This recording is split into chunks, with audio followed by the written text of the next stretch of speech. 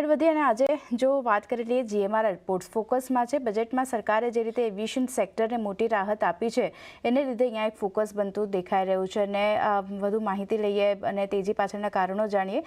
સહયોગી તૃપ્તિ કપૂરી આપણી સાથે જોડાઈ ગયા છે. તૃપ્તિ, ગુડ આફ્ટરનૂન. જણાવો, જીએમઆર એરપોર્ટ્સમાં એક સારી ખરીદારી, શું કારણો?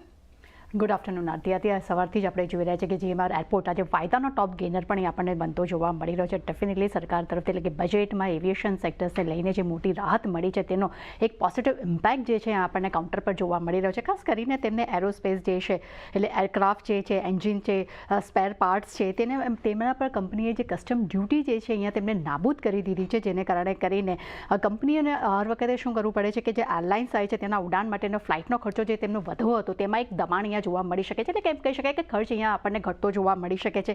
એટલું જ નહીં, હાલમાં કંપની શું કરે છે કે એન્જિન્સ અને સ્પેર પાર્ટ માટે સંપૂર્ણ રીતે તેઓ આયાત કરતા હોય છે, પરંતુ હવે ક્યાંક ને ક્યાંક તેના પર જે નિર્ભરતા હતી તેમાં એક કાપ અહીંયા જોવા મળી શકે છે. અને બીજી તરફ કસ્ટમ ડ્યુટી ઘટવાને કારણે કરીને ત્યાં જે ખર્ચ જે છે અહીંયા આપણને ઘટતો જોવા મળી શકે છે. અને હાલમાં જે કંપની જે છે તે એરલાઇન્સ છે તે એમઆરઓ માટે જે છે તે વિમાન છે તેઓ વિદેશમાં મોકલે છે. એટલે ખાસ કરીને તેને મેન્ટેનન્સ કરવાનું, તેને રિપેરિંગનું કામ જે છે તેનું જે પણ ઓવરઓલ વિમાનને લગતા જેટલા પણ કહી શકાય કે કામ છે તેના માટે તેઓ એમને વિદેશમાં મોકલવા પડે છે. જેને કારણે કરીને તેમને અહીંયા ખર્ચ જે છે અહીંયા ખૂબ જ એમને મોંઘા પડતા હોય છે. અને તેના પર હવે કસ્ટમ ડ્યુટી ઘટાડવામાં આવી છે, જેને કારણે કરીને સીધો ઇમ્પેક્ટ જે છે અહીંયા ખાસ આપણને જોવા મળી રહ્યો છે.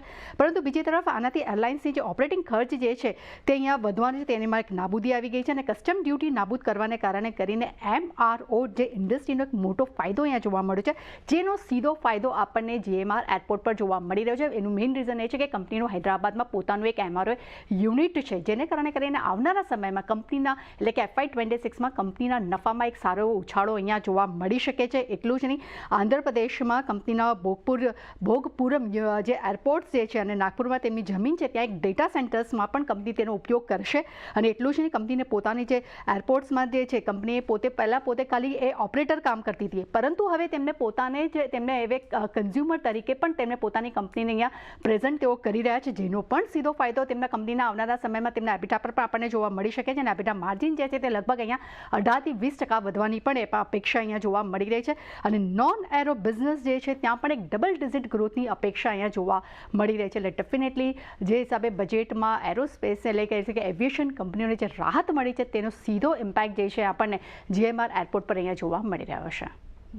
આભાર તૃપ્તિ આપનો સમગ્ર માહિતી આપવા માટે. તો જે રીતે